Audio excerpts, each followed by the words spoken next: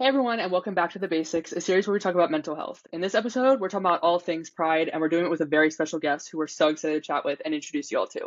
But first, I'm Cody. I've been at Tualaha for almost 2 years now, and we around me every day is pride. And I'll let you go ahead and introduce yourself. Hey, I'm Gabriel Starner. I'm a psychotherapist in Nashville, Tennessee with the Nashville Therapy Group practice. And I am specifically a licensed marriage and family therapist. And I work with, I guess, like all kinds of different clients, really, but like couples, individuals, families. I think my specialties are working with queer people, people who have experienced religious trauma, and people who engage in ethical non-monogamy.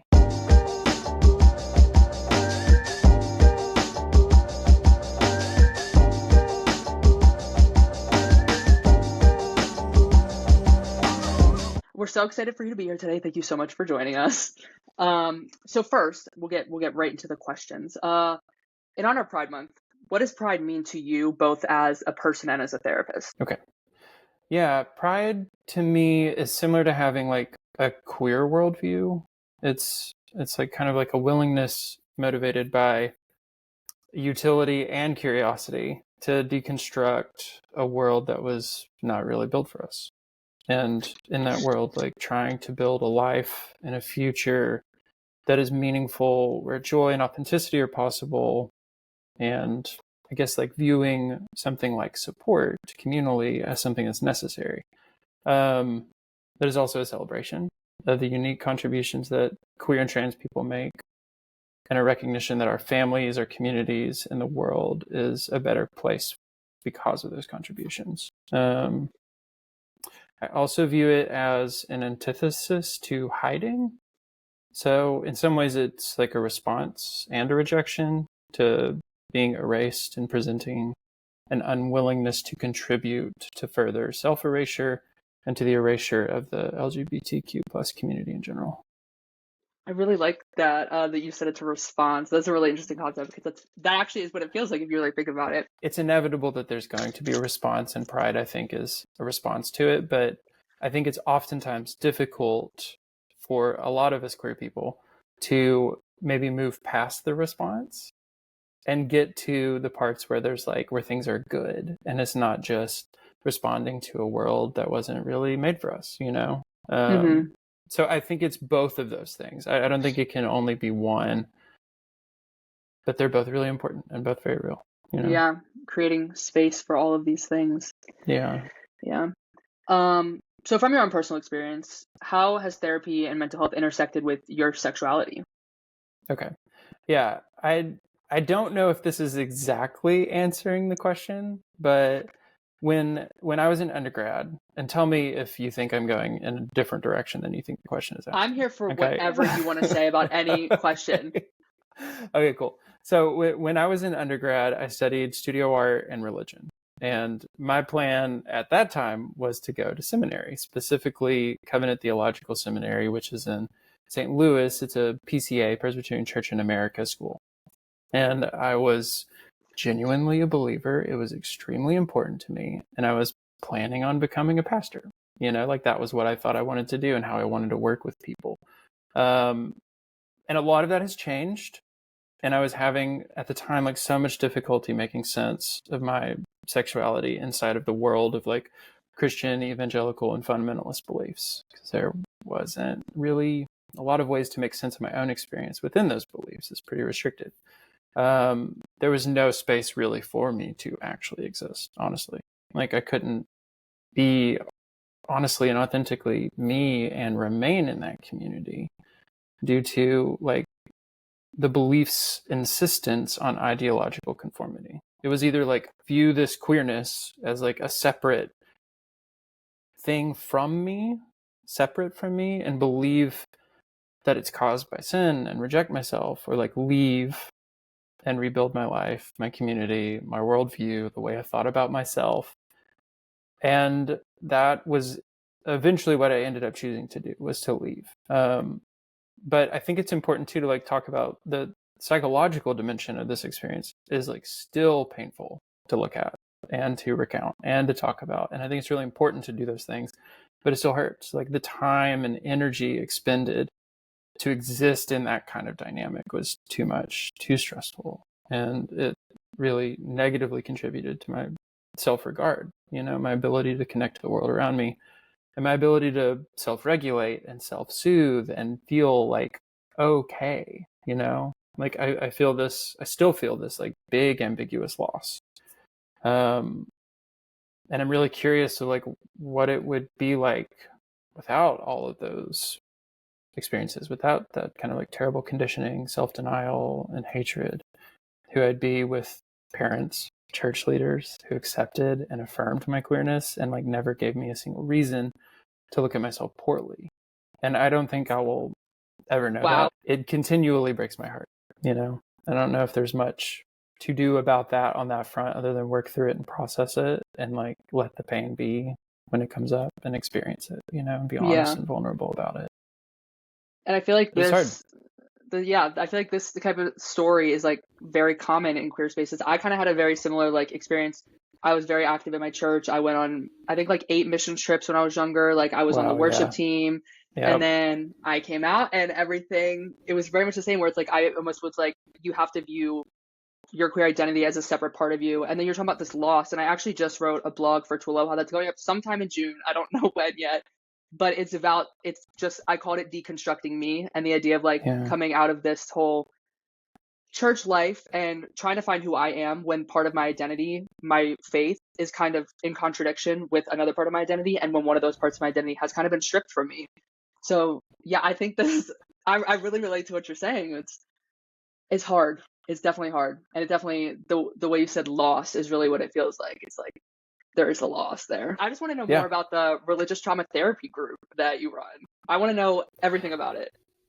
Yeah, so it's like a client-driven group, so it's more centered on processing and me facilitating that than it is like me using a curriculum or being a closed group, which is like what groups are called when it requires like a multi-week commitment so that you can hit each point. It's like it's a processing group, and it's right now full of clients who have grown up in really restrictive, rigid, fundamentalist and evangelical communities that didn't really allow for their particular either queer expression or like liberation as like a gendered woman expression.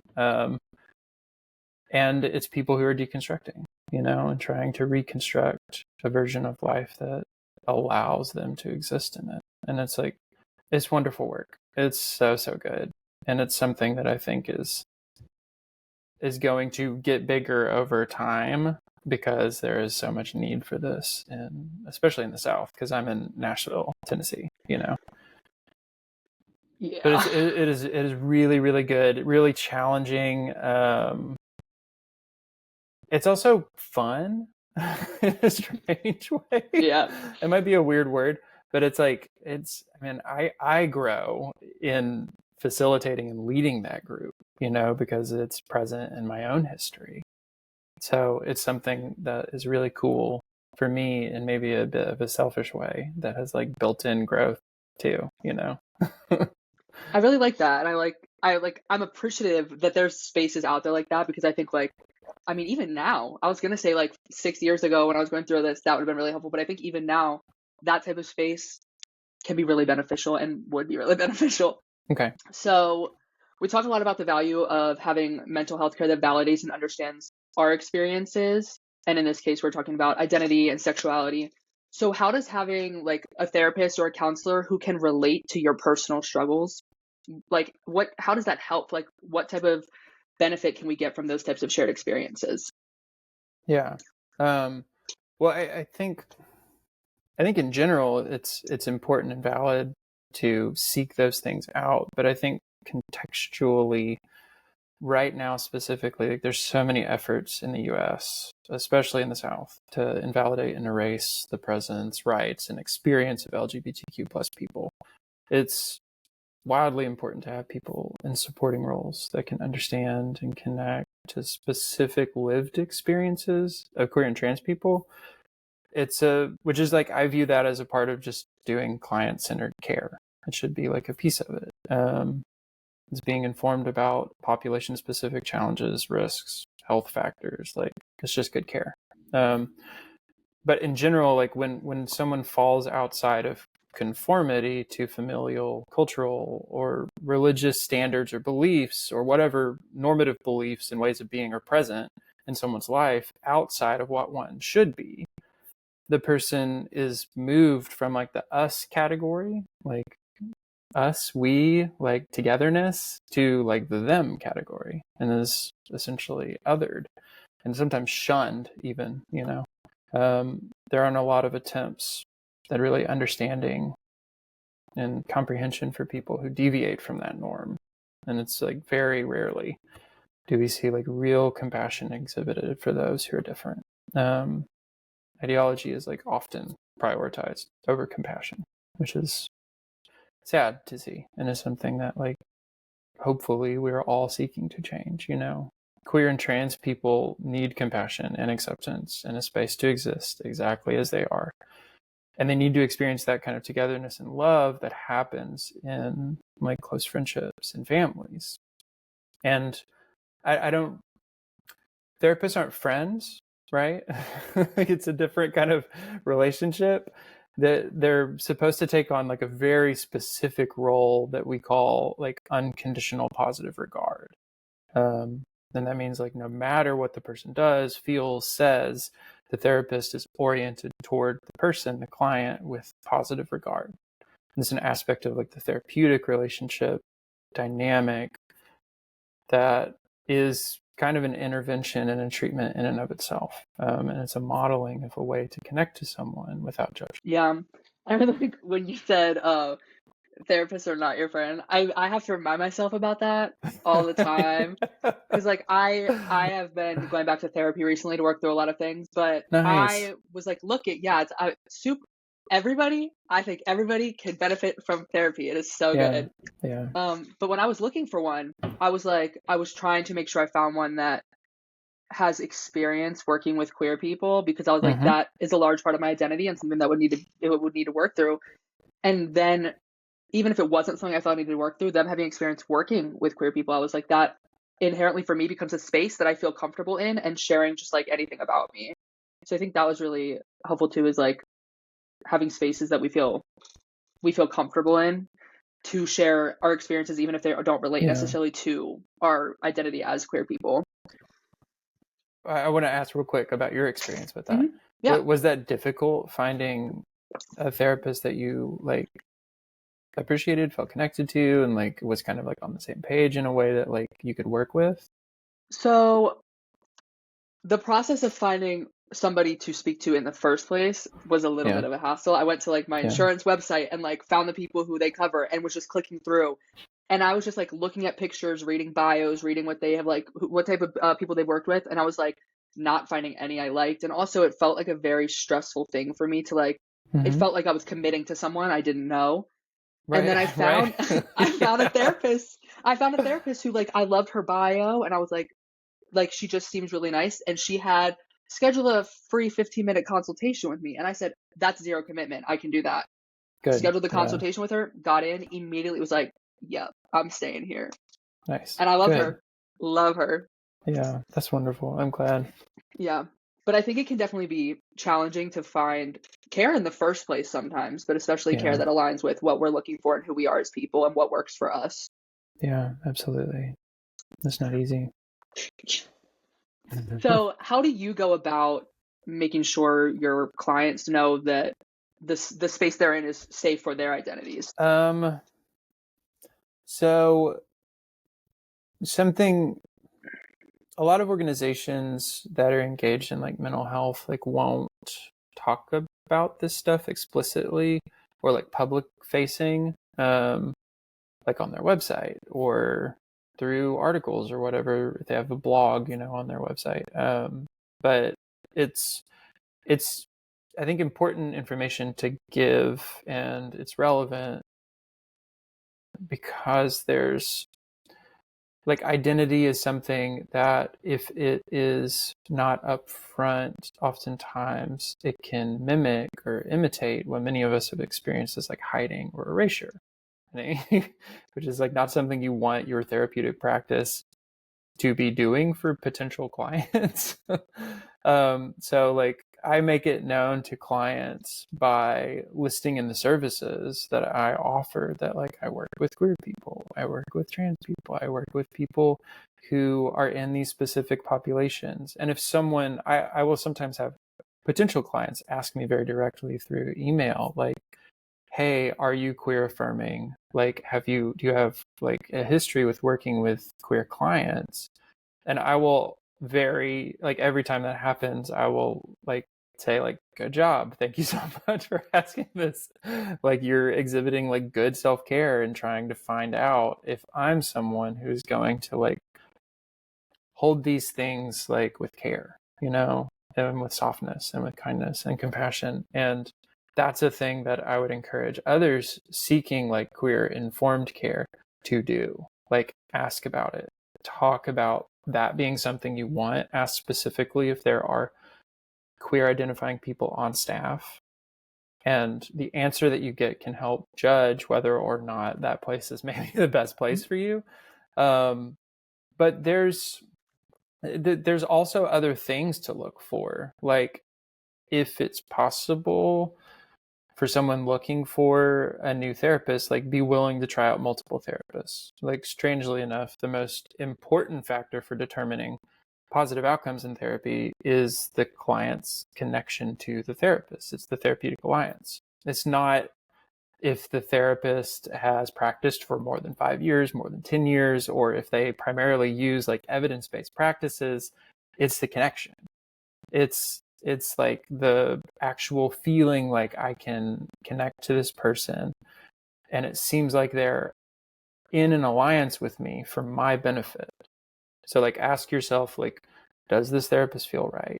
Do they fit well? And if not, like I would say move on, honestly. Like don't waste time on it. Yep. Yep. Keep it moving. On to the next one. Yeah. Yeah. I really like what you said about like when people are asking if it's like a queer affirming space, it's like you're practicing good self-care. That really stood out to me because it is like by ensuring the places that you're going to receive care are affirming of your identity, that can be really helpful. Like, I mean, we were literally just talking about it. The idea of kind of like if you go to a therapist and there's no connection there. Yeah. Because like I view it as like the therapist isn't my friend, but I want to feel comfortable with them like they were a friend. Because if not, we're not going to get anywhere. If I can't feel like I can just share these things with you. I've had therapists in the past who I was like, yeah, like I don't really want to tell you anything. And then we can't get anywhere because I don't feel comfortable sharing anything with you. Yeah. Yeah. So I think I really like that. And then just again, the idea of like making sure, I mean, that too, yeah, like not only them checking to see if it's like a queer affirming space, but moving to a new therapist when yours isn't working is also self-care. You're making sure you're getting the care that you need, which is really cool. Absolutely. Yeah. It's self-advocacy, it's wanting and aligning actions with the desire for like the most positive self-benefit in those settings. Okay. What might you say to someone who is struggling with their sexuality and identity and wants to reach out for help, but is nervous or hesitant or just scared to do so? First, I guess like I would want to validate the fact that it makes a lot of sense that so many of us feel those things. We are nervous, we're hesitant, we're scared to open up about this stuff and open up about a lot of things in life. And I think that's an important thing. We all experience that, like taking on that kind of vulnerability and accepting that and not pushing it away, I think is like my first response to that. Because it takes bravery to be seen as you truly are, kind of in whatever category we're talking about. But this is the work, that kind of vulnerability is the work of becoming a whole person, and we all need to feel seen and appreciated and like we have a place. I would say like find people first, not even just like professionals, but like find people you can trust and be vulnerable with, and do that. Be vulnerable with them, like dig deep. Like that can be friends, family members, people online potentially, or or accessing care through organizations like y'all's or through the Trevor Project, or working with professionals, contacting therapists, finding out if they are affirming, finding out if they've worked with queer people, if they've worked with trans people, if they can provide the kind of care that you really need. If there's a lack of resources, try to find therapists who work with sliding scales or community practices that have steep sliding scales. If you're in Middle Tennessee, like, go to our website, NashvilleTherapyGroup.com, and like find my page and send me a message, email me, like I can provide more resources available in this specific area. But if you're not in this area, if you're in another state, another country, like, do the same thing. Find another therapist who appears from the information available to be